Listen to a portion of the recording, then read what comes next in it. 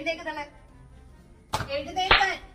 എന്റെ അമ്മയുടെ പ്രായം ഉണ്ടല്ലോ എന്ന് കരുതി മാത്രമാണ് നിങ്ങളെ ഈ വീട്ടിൽ കയറ്റി ഇരുത്തി ഇത്രയും മര്യാദ തന്നത്. ഇനി നിങ്ങളുടെ വായിന്ന് ആവശ്യമില്ലാത്ത എന്തെങ്കിലും ഒരു വാക്ക് വീണ നിങ്ങളുടെ രണ്ട് പെമ്മക്കളെ കണക്കല്ല ഞങ്ങള്. എന്റെ മമ്മിക്ക് ഞങ്ങളെ നല്ല വിശ്വാസ. തള്ള ഇനി ഇവിടെ എന്തെങ്കിലും ഒരു കാര്യം പറഞ്ഞ ചെരുപ്പൊരി അടിക്കും. ഇറങ്ങും ഇപ്പൊ ഈ വീട് ഇറങ്ങിക്കോണം.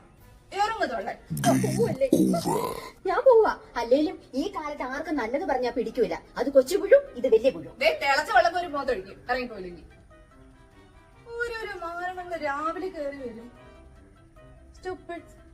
എന്റെ ദൈവമേ, ജീവൻ വെച്ചിട്ട് എന്നെ ഭാഗ്യം. കാലമാടത്തി ഇനി ഇന്ന് കൊന്നേനെയായിരുന്നു. അവക്ക് ഞാൻ വെച്ചിട്ടുണ്ട് 4 ചെവിയല്ലടി. ഇനി ഇത് 40 ചെവി അറിയും. ശ്യാമളെ വിളിക്കാം. ഹലോ, എന്തുകൊണ്ടടി വിശേഷം?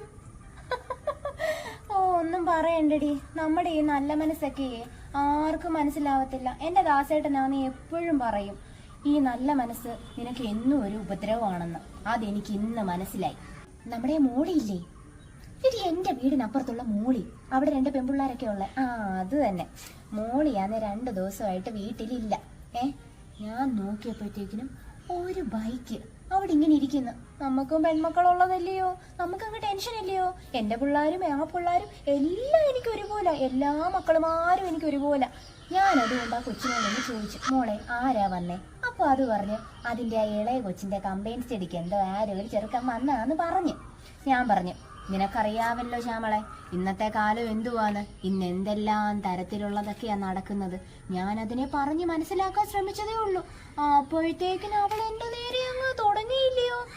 എന്നാ വീട്ടിൽ വന്നിട്ട് അവൾ ആ സിറ്റ് ഔട്ടിലാ എന്നെ ഇരുത്തിയത്. എന്താ അവക്ക് എന്നെ അകത്തോട്ട് ഇരുത്തിയ കാരണം? എന്താ, അകത്താരാണ്ടുണ്ട്. അത് തന്നെ. നമുക്ക് ഇതൊക്കെ മനസ്സിലാവത്തില്ലയോ? നമ്മുടെയൊക്കെ പിള്ളാരെ പോലെ ഇത്രയും നല്ല പിള്ളാരാന്നോ ഇവിടെ ഉള്ളതുങ്ങളൊക്കെ? അവളുമാരെ കണ്ടാൽ തന്നെ അറിയാം കൊച്ചു കുഴുവിനെയാന്ന് എനിക്ക് കണ്ണെടുത്താ കണ്ടുകൂടാ. എന്നിട്ട് നീ പറയുന്ന കേക്ക്. എന്നിട്ട് എവളാണ് എന്നെ സിറ്റ് ഔട്ടിൽ തന്നെ ഇരുത്തിയിരുന്ന അവസാനം വരെ. എന്നിട്ട് ഒരു ഗ്ലാസ് വെള്ളം വേണോ ആന്റി എന്ന് പോലും ചോദിച്ചില്ല. ഞാൻ ഇത്രയും പറഞ്ഞേന് അവൾ എന്നെ എന്തെല്ലാം പറഞ്ഞെന്നെ വീട്ടിൽ നിന്ന് ഇറക്കി വിട്ട്. പിന്നെ ഞാൻ നിന്നോടേ പറഞ്ഞുള്ളൂ കേട്ടോ, നിന്റെ വായിന്ന് ഇത് പുറത്തെങ്ങും പോവരുത് കേട്ടോ. പോട്ടെ, ഇതങ്ങ് വിട്ടേര്, സാരമില്ല. ശരിയടി. എന്നെങ്കിൽ എന്റെ കഴുത്തിൽ ഇത്രയും നല്ലൊരു മാല കിടന്നിട്ട് അവൾക്ക് ചോദിക്കാൻ തോന്നിയോ, ആന്റി ഇതെന്ത് നല്ല മാലയാ, പുതിയതാണോ എന്ന് പോലും ചോദിച്ചില്ല. അല്ലേലും ഈ ലോകം മൊത്തം അസൂയയാ. ഇതിപ്പോ ശ്യാമളോട് മാത്രമേ പറഞ്ഞല്ലോ, ഇനി ബാക്കിയുള്ളവരെ ഞാൻ എങ്ങനെ അറിയിക്കും? ഈശ്വര, അയൽക്കൂട്ടത്തിന്റെ ഗ്രൂപ്പിലിടാം, അതാകുമ്പം ഫുൾ ആയിക്കോളും.